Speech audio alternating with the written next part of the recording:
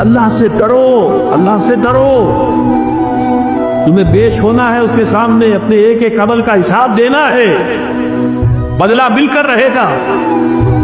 इसकी तरतीब, इसकी तरतीब तकवा ही है दर हकीकत के जो हमें दुरुस्त रख सकता है हमारे अमाल। अगर ये एहसास है तो फूक फूक कर कदम रखेंगे कि कहीं कोई गलत कामों से ना हो जाए। और तकवा ही की बुनियाद पर खानदान की तामीर हो। निकाह में इसलिए ये आयतें लिखी जैसे सूरह तौबा में फरमाया लमस्जिदुन उस्सिसा अला तक़वा मिन अव्वल यौम, वो मस्जिद क़ुबा जिसकी पहले दिन से तामीर और तासीस तकवा पर हुई। इसी तरह जिस निकाह की तासीस और तामीर तकवा पर हुई। अहले ईमान अल्लाह का तकवा इख्तियार करो जितना कि उसके तकवा का हक है, और देखना मौत ना आने पाए मगर फर्माबरदारी की हालत में। कोई लम्हा नाफरमानी में न गुजरे, मबादा उसी लम्हे मौत का जालिम पंजा आकर तुम्हें दबोच ले।